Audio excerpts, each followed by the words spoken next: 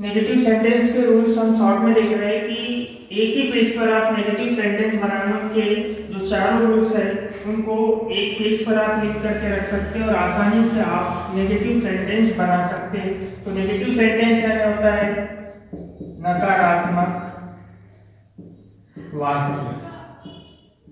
तो negative rules जो है, नेगेटिव सेंटेंस बनाने के रूल्स, 4 रूल्स होते हैं। उसमें से आपको 4 प्रकार के सेंटेंस आएंगे और आपको 4 प्रकार से नेगेटिव बनाना पड़ेगा। तो टाइप्स ऑफ सेंटेंस, तो सबसे पहला जो सेंटेंस आएगा वो आपका आएगा टू बी वाला, यानी ऐसा सेंटेंस जिसमें टू बी आएगी।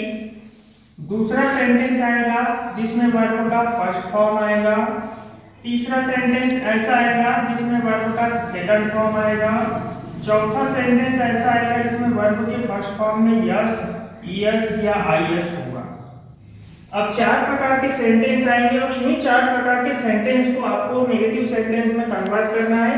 ये सेंटेंस पॉजिटिव आएंगे, इनको आपको नेगेटिव बनाना है। तो सेंटेंस यदि टू बी वाला आया तो अपने को याद रखना है कि सब्जेक्ट जैसे का वैसा लिखना है, फिर उसके बाद में टू बी रखना है, उसके बाद में नॉट रखना है, फिर बचा हुआ वाक्य या शेष सेंटेंस जो भी है वो लिख देना है और इसको पूरा करना है। तो पहला रूल ये हो जाएगा कि सेंटेंस में यदि टू बी दिखाई देती है और अपने को नेगेटिव बनाना है तो टू बी के बाद में सिर्फ नॉट रखना है। एक ही काम किया हमने, पहले टू बी को पहचाना और उसके बाद में हमने नॉट रख दिया। यदि टू बी वाला सेंटेंस नहीं आता है नेगेटिव बनाने के लिए, नेगेटिव बनाने के लिए वर्ब के फर्स्ट फॉर्म वाला सेंटेंस आता है, तब नेगेटिव कैसा बनेगा? तो उसके लिए पहले आपको सब्जेक्ट रखना है, फिर उसके पश्चात वर्ब का फर्स्ट फॉर्म पहचानना। यदि हमको आ गया तो हम सब्जेक्ट के बाद में रख देंगे डू नॉट, प्लस वर्ब का फर्स्ट फॉर्म ऑलरेडी होगा और बचा हुआ वाक्य। पहला जो रूल्स था कि सेंटेंस में टू बी है तो टू बी के बाद में हमने सिर्फ नॉट रखा। सेकंड रूल ये कहता है कि यदि वर्ब का फर्स्ट फॉर्म आता है तो सब्जेक्ट के बाद में सिर्फ डू नॉट रखना है, फिर वर्ब का फर्स्ट फॉर्म ऑलरेडी रहेगा और लास्ट में शेष वाक्य। हमेशा कंफ्यूजन ये होता है कि डू नॉट हम कहाँ रखें, तो याद रखना है कि सब्जेक्ट के बाद और वर्ब के पहले डू नॉट आना चाहिए।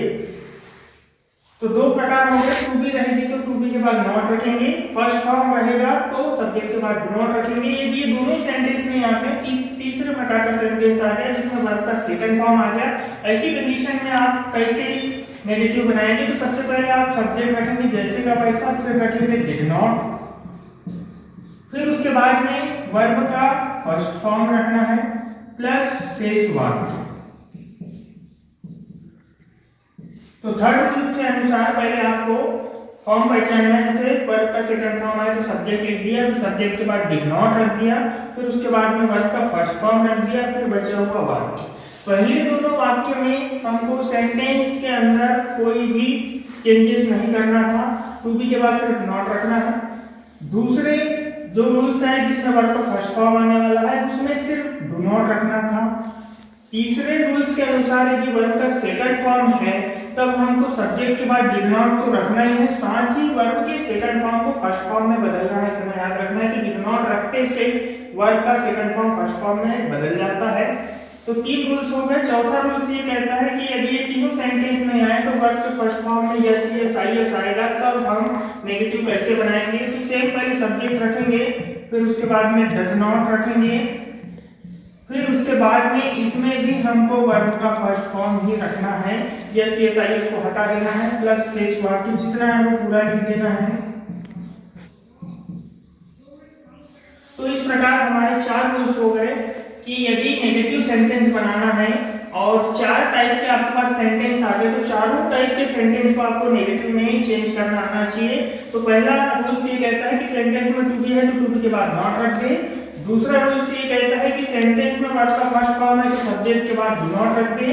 तीसरा रूल ये कहता है कि यदि वर्ब का सेकंड फॉर्म है तो सब्जेक्ट के बाद डिड नॉट रख दे, फिर वर्ब का फर्स्ट फॉर्म रख दे, बचा हुआ वाक्य। चौथा रूल ये कहता है कि वर्ब के फर्स्ट फॉर्म में यस, ईएस, आईएस यदि हो तो सब्जेक्ट के बाद डज नॉट रख दे, फिर वर्ब का फर्स्ट फॉर्म रख दे और फिर बचा हुआ वाक्य।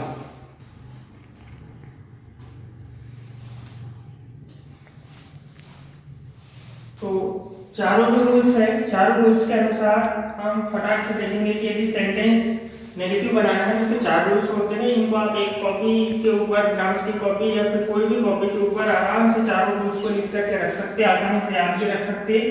यदि सेंटेंस में टू बी है तो टू बी के बाद में हम नॉट रख देंगे। दूसरा, सेंटेंस में वर्ब का फर्स्ट फॉर्म है तो उसके बाद हम डू नॉट रख देंगे। सेंटेंस में वर्ब का सेकंड फॉर्म है तो हम डिड नॉट रख देंगे। साथ ही साथ वर्ब के सेकंड फॉर्म को फर्स्ट फॉर्म में रख लेंगे और वर्ब के फर्स्ट फॉर्म में yes yes I S ED है तो हम सब्जेक्ट के बाद में डज नॉट रखेंगे।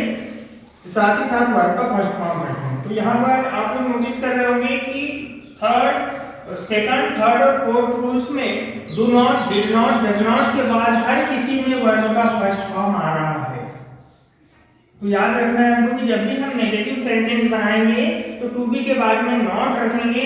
वो सबसे इजी नेगेटिव सेंटेंस बनाने का रूल्स है। लेकिन उसके बाद जो सेकंड, थर्ड और फोर्थ रूल्स है उसमें एक चीज याद रखना है कि नेगेटिव हमारा सही तभी बनेगा तीनों नियम से, do not, did not, does not रखने के बाद कि तीनों के बाद वर्ब का फर्स्ट फॉर्म हमको रखना है। बाकी वाक्य में हमको कोई चेंजेस नहीं करना है।